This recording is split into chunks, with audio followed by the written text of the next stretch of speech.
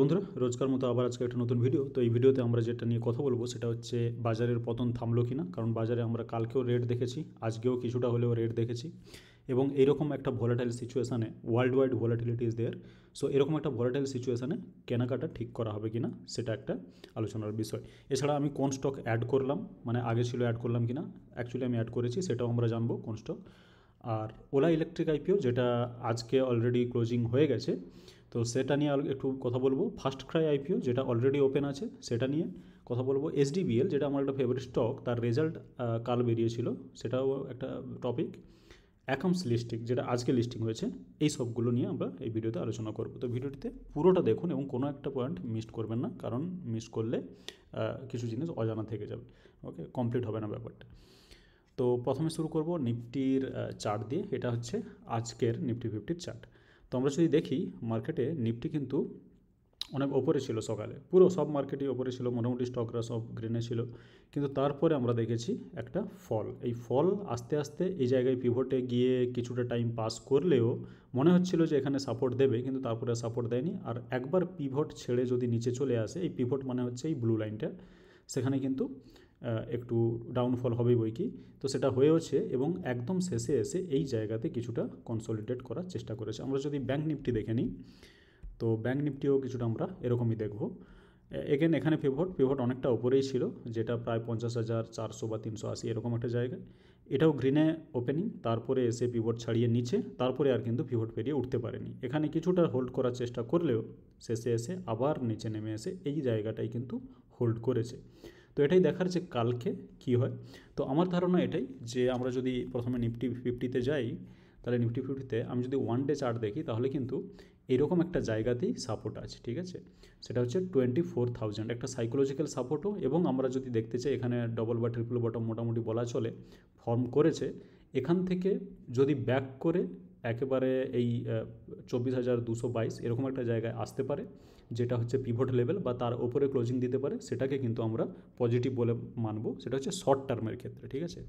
এবং একটু যদি লং টাইম ফ্রেমে আমরা দেখতে চাই, তাহলে আমি যদি 3 মান্থস যাই, তাহলে এখানে একটা একটা ক্যান্ডেল কিন্তু একদিনকে প্রেজেন্ট করে।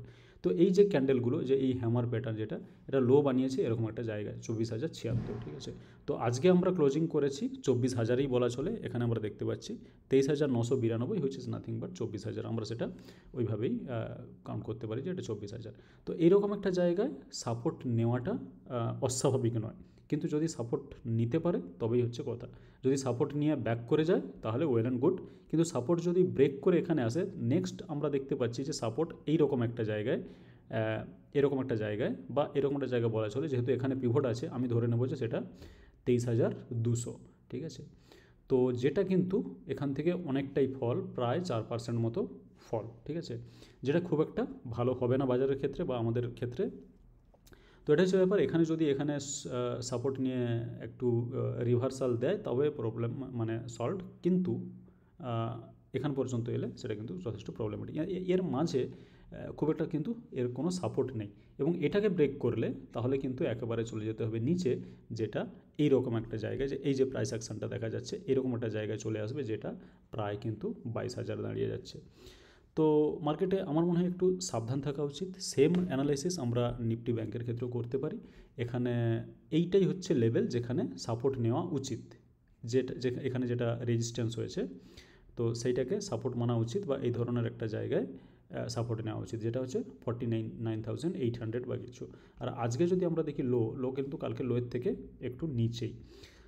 তো ইমিডিয়েটলি এখানে সাপোর্ট নিতে হবে। যদি এখানে ইমিডিয়েটলি সাপোর্ট না নেয় নিফটি ব্যাঙ্ক নিফটি, তাহলে কিন্তু এটা ক্রমশ এখানে আসতে থাকবে, এবং যেটা প্রাইস 47,500 এরকম একটা জায়গায় চলে আসছে, বা 47,900 এরকম একটা জায়গায় চলে আসছে, যেখানে 200 ডেজ মুভিং অ্যাভারেজও কিন্তু আছে, এক্সপোনেনশিয়াল মুভিং অ্যাভারেজ। তো ব্যাঙ্ক নিফটিকে অ্যাকচুয়ালি একটু উইকই মনে হচ্ছে, এরকম একটা জায়গায় আসার চান্স খুব হাই, যদি ইমিডিয়েটলি না এখান থেকে এইরকম একটা জায়গা থেকে সাপোর্ট নিয়ে ব্যাক করে যায়, ঠিক আছে। তো এবার আসা যাক,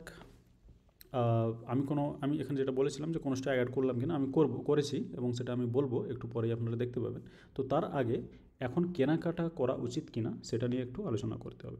এখন আমরা যেটা দেখলাম অ্যানালাইসিসে, সেটা হচ্ছে ব্যাঙ্ক নিফটি এবং নিফটি দুজনকেই ইমিডিয়েটলি এই জায়গাতে সাপোর্ট নিয়ে ব্যাক করতে হবে কাল। যদি না হয় তার নিচে এসে যদি বা আজকের নিচে এসে যদি ক্লোজিং দেয়, কালকেও যদি ডাউন থাকে, তাহলে কিন্তু একটা রিস্ক ফ্যাক্টর থেকেই যাচ্ছে মার্কেট, পুরো হোল মার্কেট ডাউন হওয়ার, ঠিক আছে। তো এরকম একটা সিচুয়েশান, এবং যেখানে আমরা ভোলাটিলিটি দেখতে পাচ্ছি, ওপরে ওপেনিং নিচে ক্লোজিং, এবং সেটা ওয়ার্ল্ড ওয়াইডও, আমরা ওয়ার্ল্ডের মার্কেট একটু পরেই দেখে নেব 2 মিনিটের মধ্যেই।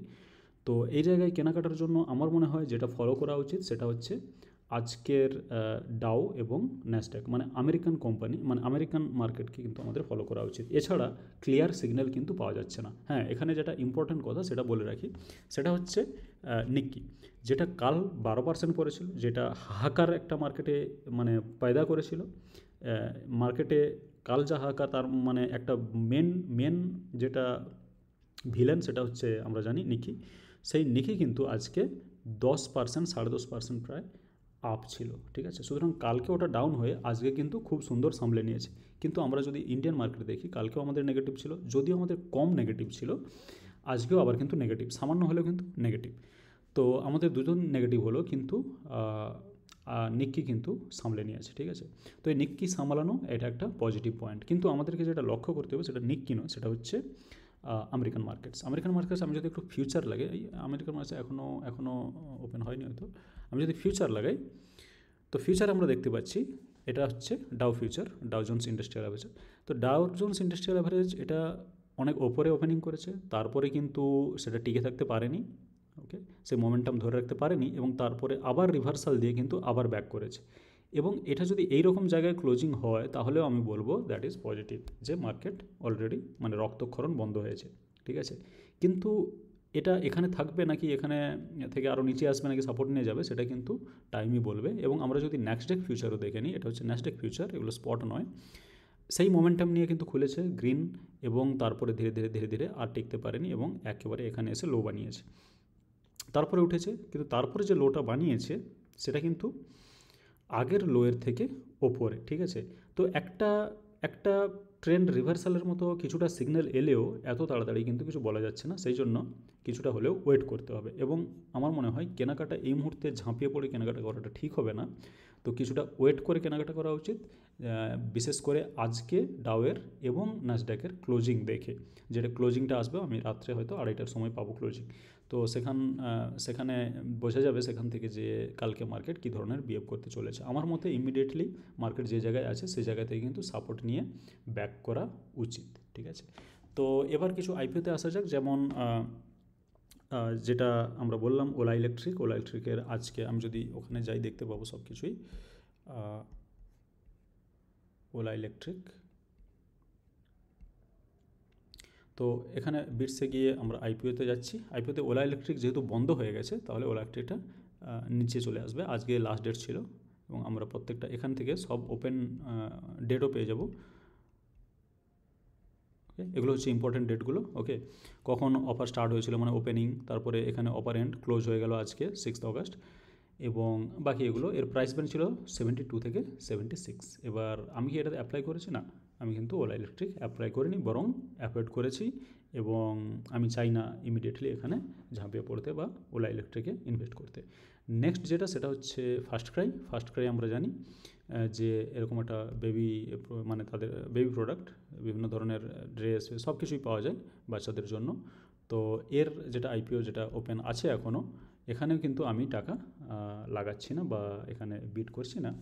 তার কারণ হচ্ছে ফার্স্ট ক্রাই খুব একটা অ্যাট্রাকটিভ নয় বলে আমার আপাততভাবে মনে হচ্ছে, এবং হ্যাঁ, লিস্টিং গেন কিছুটা হলে দিতে পারে, লিস্টিং গেন দিতে পারে, কিন্তু ওই লিস্টিং গেনের জন্য আমি কিন্তু এখনই অ্যাপ্লাই করে দিচ্ছি না। আমি কি করব, আমি দেখব যে কত গুণ, যেটা আমরা পরে দেখতে পাই যখন লাস্ট ডেট শেষ হয়ে যাবে, মানে 8 অগস্টের পরে আমরা জানতে পারবো যে কত গুণ এই ফার্স্ট ক্রাই সাবস্ক্রাইব হলো, এবং কিউআইবি বা আদার ইনস্টিটিউশন এগুলো কী ধরনের কী রেশিওতে ফিল হলো সেটা আমি দেখতে চাই, কত গুণ ভর্তি হলো সেটা আমি দেখতে চাই।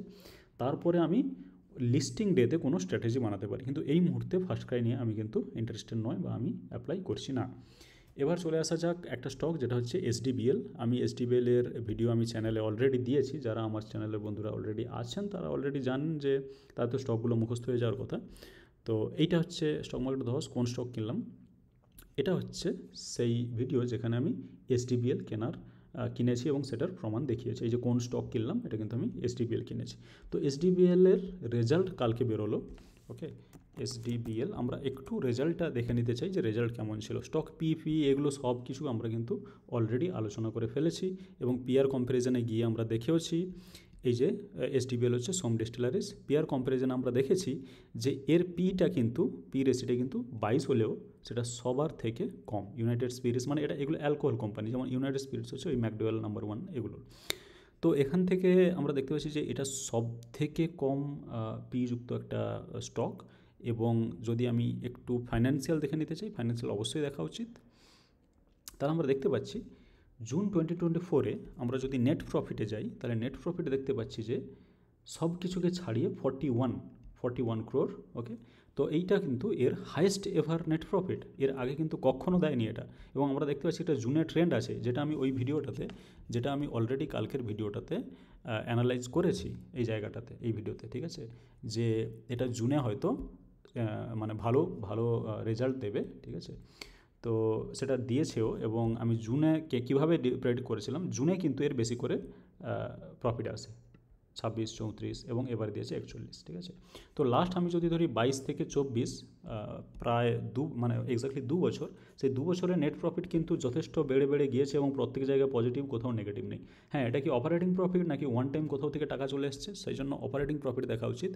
যেটা 21-এ নেগেটিভ ছিল, 5-6 করে হতো, সেটা কিন্তু 64-তে পৌঁছে গেছে। ঠিক আছে, তো দেখলাম। এবং আর্নিং পার শেয়ার যদি আমরা দেখতে চাই, সেটা -0.69 থেকে কমে এখানে 0.06 নিউট্রাল, তারপরে বাড়তে এটা পৌঁছে গেছে 2.09-এ।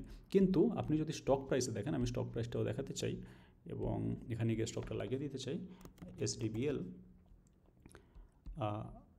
আমরা যদি স্টক প্রাইস দেখি, তাহলে আমি যদি ফর এক্সাম্পল 1 ইয়ার দেখি, তাহলে কিন্তু স্টক প্রাইস কোথাও কোনো মুভমেন্ট নেই, সেই নিচেই পড়ে আছে। 1 ইয়ারের নিচে হয়তো এখানে নেমেছিল, ঠিক আছে, কিন্তু সেই বরাবর নিচেই পড়ে আছে। ঠিক আছে, এবং আমি যদি একটু স্কুইচ করি, তাহলে কিন্তু দেখা যাবে যে এইখানে যেটা রকেটটা দিয়েছে, তারপরে এই জায়গা থেকে, যেমন 2023 থেকে 1 বছর পুরো কোনো কিছু রিটার্ন দেয়নি, যেখানে লাস্ট 1 বছরে যথেষ্ট ভালো পারফর্ম করেছে এবং হায়েস্ট এভার নেট প্রফিট এখানে কিন্তু 41 দিয়েছে। তো এটা আমার একটা ফেভারিট স্টক হয়ে দাঁড়িয়েছে এখন, এবং আমি ইনভেস্ট করে রেখেছি, যেটা আমি কালকে ভিডিও দিয়েছিলাম। এবং এইটাই হচ্ছে সেই স্টক যেটা আমি অ্যাডও করেছি। এবার আসা যাক অকাম ড্রাগস। ওকে, তো এটা একটা ফার্মা কোম্পানি। রিসেন্টলি যারা আমার ভিডিও দেখেন বা যারা আমার চ্যানেলে আছেন, তারা ভালো করেই জানেন যে আমি এখন দুটো সেক্টরকে একটু সুবিধাজনক মনে করছি। একটা হচ্ছে FMCG আর একটা হচ্ছে ফার্মা।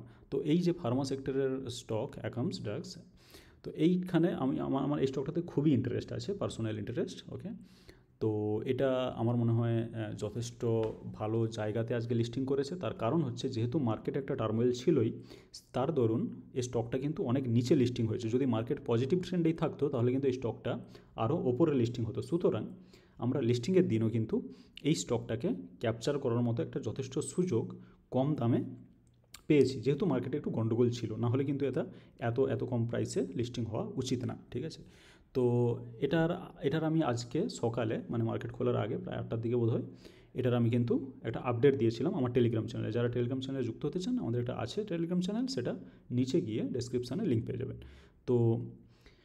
তো এটার যেটা আমি দিয়েছিলাম ওখানে পোস্ট, সেটা টেলিগ্রাম জয়েন করলেই দেখতে পাবেন। সেটা হচ্ছে আজকে অ্যাকাম ড্রাগস এর লিস্টিং হচ্ছে, এবং লিস্টিং হওয়ার দিন আমরা একটা ভালো রকমের সুইং ট্রেডিংয়ের সুযোগ পেতে পারি।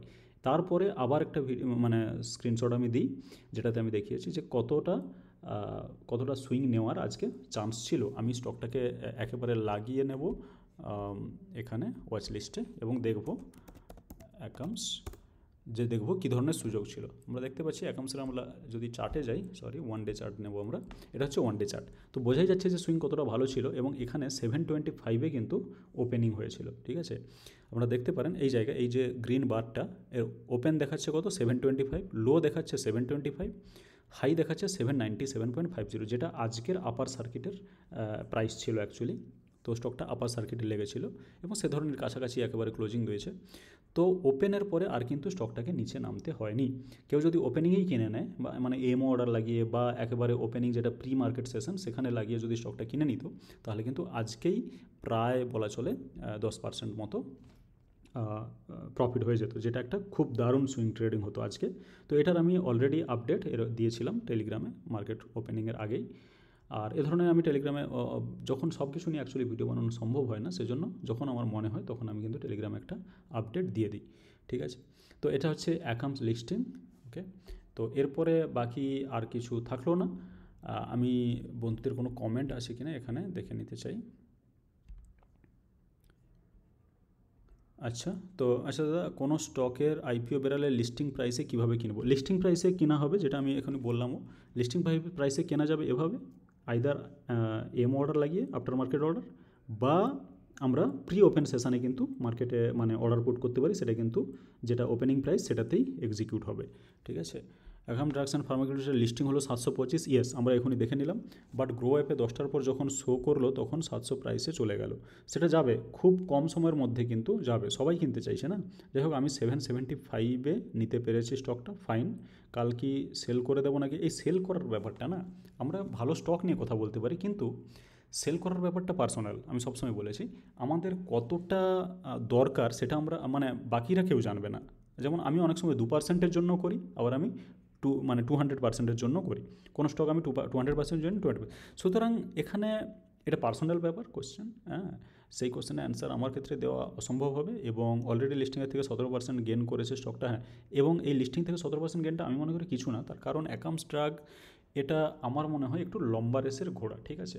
তো আপনার ইনভেস্টিং স্টাইল বা ট্রেডিং স্টাইল কি, সেই অনুযায়ী আপনাকে ট্রেড করতে হবে। আপনার ট্রেডিং স্টাইল যদি এরকম হয় যে যখনই সুইং হবে আমি নিয়ে নেব, তাহলে আপনাকে সুইং নিতে হবে। আপনার ইনভেস্টিং স্টাইল বা ট্রেডিং স্টাইল যদি এরকম হয় যে যদি কোনো স্টক লম্বা রেসের ঘোড়া হয় সেটাকে আমি ধরে রাখবো, সেটা যদি আমি 30-40% তাতেও এনাফ, তো সে ধরনের ক্ষেত্রে সেটা কিন্তু নিজের পার্সোনাল ট্রেডিং স্টাইলের উপরে নির্ভর করবে। সেটা কিন্তু অন্য কারো বলে দেওয়ার ক্ষেত্রে আমার ক্ষেত্রে তো একটু অসুবিধা হবে, ঠিক আছে। তো আমি এ ধরনের স্টক মোটামুটি না ছাড়তেই চাই, ঠিক আছে। তো বাস এটুকুই, ভিডিওটা লেন্দি হলো। ভিডিওতে যা দেখালাম অনেকগুলো জিনিস নিয়ে আলোচনা করলাম। তো যদি ভিডিওটি ভালো লাগে থাকে ভিডিওটিকে লাইক করুন, চ্যানেলটিকে সাবস্ক্রাইব করে রাখুন, যাতে আমার প্রত্যেকটা আপডেট আপনি সঠিক সময়ে পেতে পারেন। ভিডিওটি দেখার জন্য আপনাকে অনেক ধন্যবাদ।